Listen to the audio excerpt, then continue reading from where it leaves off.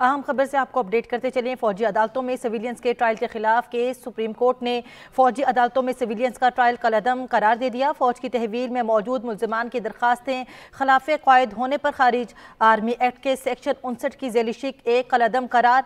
Army act की section 2(1)D और 2D(2) कलअदम करार दी गई। सुप्रीम कोर्ट के बेंच ने 4-1 से फैसला भी सुनाया।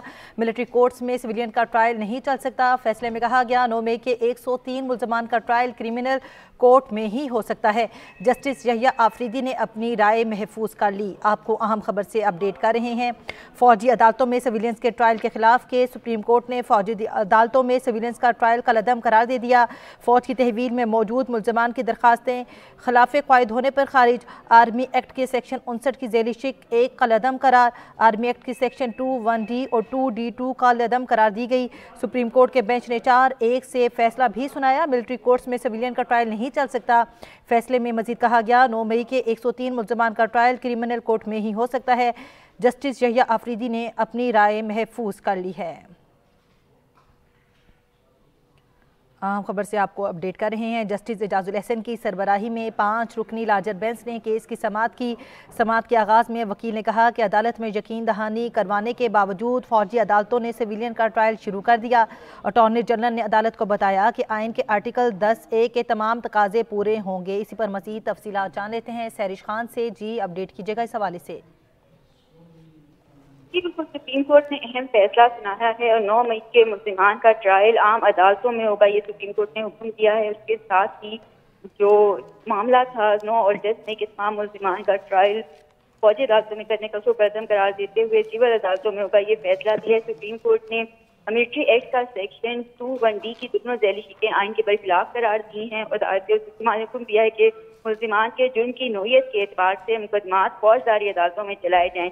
सुप्रीम कोर्ट ने जो दिफात कदम करार दिए उनकी तफसील आपको बताती चलूँ। आर्मी एक्ट की सेक्शन 2(1)D और 2D(2) इसमें शामिल है, जिनको कदम करार दिया गया है। इसके अलावा आर्मी एक्ट की सेक्शन 59 की ज़ेलिशिक 4 भी गैर आइनी करार दी गई है, जबकि दिफात जो है वो 4-1 की अक्सरियत से कदम करार दी गई है। जस्टिस यहिया आफरीदी जो कि इस बेंच के एक मेंबर हैं, उन्होंने एक आर्मी एक्ट की दिफात कदम करार देने के मामले पर अपनी राय को महफूज रखा है, वो बाद में दिया जाएगा। ताहम जो सुप्रीम कोर्ट का इस मामले के मुतफिका फैसला है वो ये सामने आया है कि 9 और 10 मई के तमाम मुल्जिमान का जो ट्रायल है वो सिविल अदालतों में होगा। सुप्रीम कोर्ट ने मुतफिका फैसले के अंदर फौज की तहवील में मौजूद जो मुल्जिमान की दरख्वास्तें हैं वो भी खिलाफ कवायद होने पर खारिज की हैं और ये जो 9 मुल्जिमान की दरख्वास्तें हैं ये एक दिन पहले फौजी ट्रायल जारी रखने के लिए सुप्रीम कोर्ट में दायर की गई थी। जस्टिस एजाजुल एहसन की सरबराही में सुप्रीम कोर्ट का ये कुल 5 रुकनी लार्जर बेंच था। इस बेंच के मेंबरान भी आपको बताती चलूँ, justice Munib Akhtar, justice Yahya Afridi, justice Mazahar Naqvi और जस्टिस आयशा मलिक इस बेंच के अंदर शामिल थे। जस्टिस एजाजुल एहसन सरबराही कर रहे थे और दिफात जो है कदम करार देने के मामले पर जस्टिस यहिया आफरीदी ने अपनी राय को महफूज रखा है। जबकि दूसरे मामले के ऊपर के जो मुल्जिमान का ट्रायल है वो फौजी अदालतों में होगा या सिविल अदालतों में, उस मामले के ऊपर सुप्रीम कोर्ट का मुतफिका फैसला 5 रुकनी मुतफिका मेंबर बेंच ने ये फैसला दिया है कि जो मुल्जिमान है उनका जो ट्रायल है वो फौजी अदालतों में नहीं होगा बल्कि सिविल अदालतों में किया जाएगा। आज इस केस की काफी अहम समाअत हुई है, उस समाअत का तफसीली अहवाल आपको बताती चलूँ। 5 रुकनी लार्जर बेंच ने जब समाअत का आगाज किया तो सबसे पहले अटॉर्नी जनरल जो थे वो रोस्टरम पर आए और सुप्रीम कोर्ट ने अटॉर्नी जनरल ऑफ पाकिस्तान को 1 घंटे के अंदर अपने दलाइल मुकम्मल करने की हिदायत की। इसके बाद दरख्वास्त गुजार भी आए, उनकी जानिब से कहा गया कि अदालती हुक्म के बावजूद फौजी अदालतों में ट्रायल शुरू हो चुका है, जिस पर जस्टिस एजाजुल एहसन का ये कहना था कि ट्रायल शुरू होने के मामले का भी हम जायजा लेंगे और अटॉर्नी जनरल अपने दलाइल मुकम्मल करने उसके बाद देखा जाएगा कि आगे इस मामले के ऊपर क्या करना है। इसके बाद अटॉर्नी जनरल ऑफ पाकिस्तान ने अपने तफसीली दलाइल दिए हैं और उनका अपने दलाइल के अंदर यही कहना था कि मिलिट्री कोर्ट में ट्रायल का बाकायदा आगाज हो चुका है और अदालत को आगाह करेंगे, मुख्तलिफ नुकात के ऊपर अदालत की मावरत करेंगे। उनका कहना था ये भी बताएंगे कि साल 2015 में आईनी तरमीम के जरिए फौजी अदालतें क्यों बनाई गई थी और ये भी बताएंगे कि अब क्यों फौजी अदालतों के लिए आईनी तरमीम है वो दरकार नहीं है, जिस पर जस्टिस एजाजुल एहसन ने हैरानी का भी इजहार किया। उनका ये सवाल था कि माजी की फौजी अदालतों में जिनका ट्रायल हुआ वो कौन मुल्जिमान थे। उनका ये भी सवाल था कि क्या 2015 के मुल्जिमान आम शहरी थे या वो गैर मुल्की थे या फिर कोई दहशतगर्द थे, जिस पर अटॉर्नी जनरल का ये जवाब था कि मुल्जिमान में मुल्की और गैर मुल्की दोनों ही अफराद शामिल थे और साल 2015 में जिनका ट्रायल हुआ उनमें दहशतगर्दों के सहूलतकार भी शामिल थे। दाएं समाअत अटॉर्नी जनरल का ये भी कहना था कि इससे पहले समाअतों के अंदर क्योंकि फौजी अदालतों के हवाले से होती रही है इस केस के अंदर, तो उसके अंदर ये उनसे सवाल पूछा गया था कि मुल्जिमान पर चार्ज किस तरह फ्रेम होगा, ट्रायल किस तरह होगा, तो उसकी तफसीलात भी आज अटॉर्नी जनरल ने अदालत में बयान की। उनका कहना था कि आर्मी एक्ट के तहत ट्रायल में फौजदारी मुकदमे के तमाम तर तकाजे जो हैं वो पूरे किए जाएंगे। उनका कहना था कि 9 मई के मुल्जिमान का ट्रायल फौजदारी जो तर्ज पर ही होगा, फौजदारी अदालत की तर्ज पर होगा। उनका कहना था कि फैसले में वजूहात भी लिखी जाएंगी और मामले के अंदर सहरिश हमारे साथ रही है। हमें ज्वाइन किया है Mohsin Raza Khan, executive director news सच न्यूज़ हैं। जी बहुत शुक्रिया सर, आपने हमें टाइम दिया। सर बताइएगा, सुप्रीम कोर्ट का फैसला आ गया है, सुप्रीम कोर्ट ने फौजी अदालतों में सिविलियंस का ट्रायल कलअदम करार दिया है, क्या कहेंगे इस फैसले को, कैसे देखते हैं? मैं समझता हूँ कि ये एक सुप्रीम कोर्ट के मुतसिब बेंच की तरफ से एक तरीके इंसाफ के हक में एक फैसला है। ये फैसला जो है पाकिस्तान के दीगर आवाम के लिए नहीं है, ये सिर्फ खालिस्तान पीटीआई के लिए है, क्योंकि इससे पहले 2015 से लेके अब तक जो सिविल लोगों को ट्राई किया जाता रहा फौजी अदालतों पे, उससे सुप्रीम कोर्ट ने कभी कोई एक्शन नहीं लिया और उन्होंने उसको देखना भी गवारा नहीं किया। अब हम देखते हैं कि ये जो पीटीआई का एक अक्सरियती बेंच है और सारे अरकान नहीं बल्कि चंद 4 लोग जो है वो पीटीआई के हिमायती याफ्ते हैं और उन्होंने ये फैसला इंतहाई उजलत में दिया है, क्योंकि हफ्ते को कोर्ट को आगाह किया गया था कि मिलिट्री अदालतों में उन लोगों के मुकदमात शुरू हो चुके हैं, तो उसको उन्होंने एकदम स्ट्राइक डाउन किया है और इसका तफसीली फैसला तो आना भी बाकी है। लेकिन ये बात साबित हो गई है कि सुप्रीम कोर्ट का एक हिस्सा जो है वो पीटीआई के लिए कितना मुस्तैब है और उनको कितनी इस बात से तशवीश हुई है कि पीटीआई के लोग जिन्होंने 9 मई को फौजी तनसीबात पे हमला किया, उनको वो किसी तौर पे कानून के तहत कार्रवाई करने के लिए तैयार नहीं है और वो चाहते हैं कि उनका ट्रायल जो है फौजी अदालतों में ना किया जाए। लेकिन ये भी सुप्रीम कोर्ट के बेंच से पूछना था कि इससे पहले जो लोगों के सिविल लोगों के ट्रायल फौजी अदालतों में होते हैं तो उसका कौन जिम्मेदार है और उस वक्त ये सुप्रीम कोर्ट क्यों खामोश थी? जी सर, हमारे साथ रहिएगा। हमें माहिर कानून शेख एसुद्दीन ने भी ज्वाइन किया है। सर बहुत शुक्रिया अपने टाइम देने के लिए। सर तो सबसे पहले बताइएगा, सुप्रीम कोर्ट ने फौजी अदालतों में सिविलियंस का ट्रायल कलअदम भी करार दे दिया, इस फैसले को आप कैसे देखते हैं आइन और कानून की नज़र में?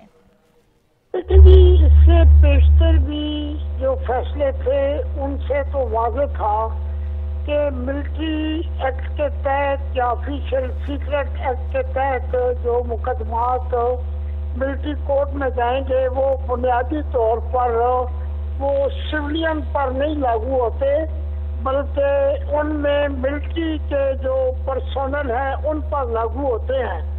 तो आज 4 जजेस साहिबान ने आर्टिकल 2(1)(d) मिलिट्री कोर्ट जो है उसको आइन से मुतसादम करार दिया है, क्योंकि उसमें जो डेफिनेशन दी गई थी उसमें वो एक तरह से बड़ी वाज़ेह थी कि उसमें सिविलियन नहीं आते हैं मिलिट्री कोर्ट के उसमें। अभी आपको पता होगा कि 31वीं तरमीम हुई थी जिसमें बुनियादी तौर पर दहशत गर्दों को इस एक्ट के तहत लाने के लिए तरमीम की गई थी, लेकिन वो दहशत गर्दों के लिए थी। तो आज जो फैसला दिया है उसमें जैसा आफरीदी साहब ने इस फैसले से नाराज किया है, लेकिन अभी तफसीली वजूहात आनी बाकी होंगी। आप देखें कि जो ये तनसीबात पर हमला हुआ है ना, बुनियादी तौर पर उसमें सब के सब सिविलियन लोग आते हैं। अगर के कुछ सिविलियन में जिनका मिलिट्री कोर्ट में ट्रायल हो रहा था उन्होंने भी दरख्वास्त दी थी 8 या 9 लोगों ने कि हमारे ट्रायल मिलिट्री कोर्ट में होने चाहिए, लेकिन अदालत ने उनकी दरखास्तों को इस बुनियाद पर खारिज कर दिया कि चूंकि इनके साथ किसी किस्म के कोई बयान हल्फी नहीं है, लिहाजा ये दरखास्त जो है वो चल नहीं सकती है। तो इस तरह से जो है वो तफसीली वजूहात तो सामने आएंगी, लेकिन एक बात जो नजर आ रही है कि 21D मिलिट्री एक्ट और 59 सब सेक्शन 2 जो है उसको अपना ऑफिशियल सीक्रेट एक्ट को जो है वो गैर आईनी करार दिया गया है। अब तफसीली वजूहात के बाद ही पता चलेगा कि क्यों, लेकिन ये एक बात कुछ थोड़ी सी जो कि महसूस होती है कि वो फैसला बहुत ही जल्दी सुनाया गया है।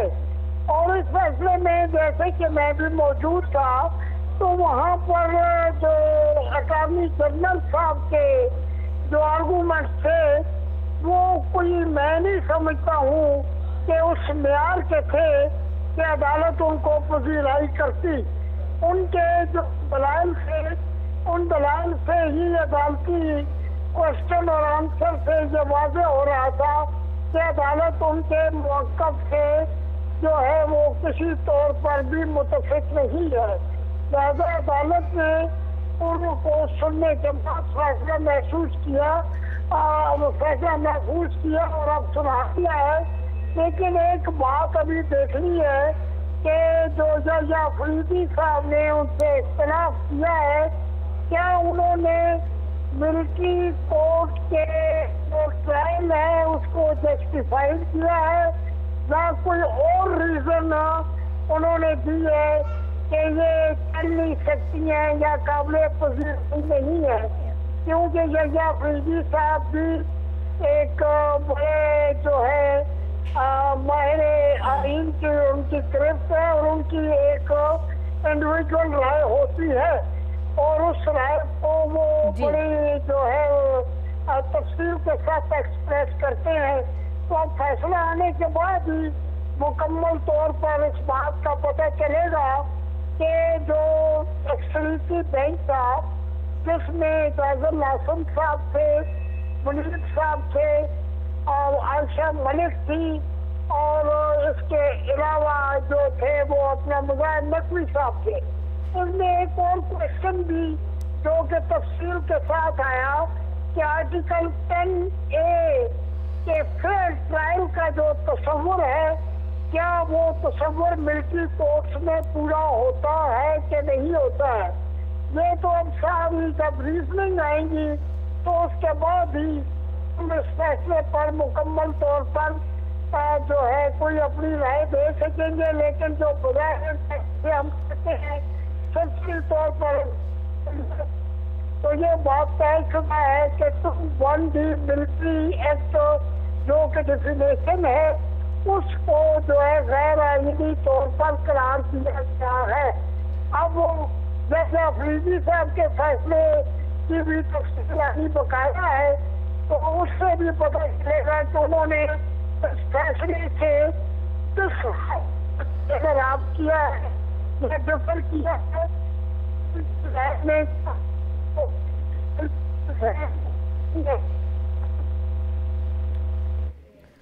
जी हमारे साथ मौजूद हैं एग्जीक्यूटिव डायरेक्टर सच न्यूज़ मोहसिन रज़ा खान, माहिर कानून शेख एहसानुद्दीन और सैरिश खान, नुमाइंदा सच न्यूज़।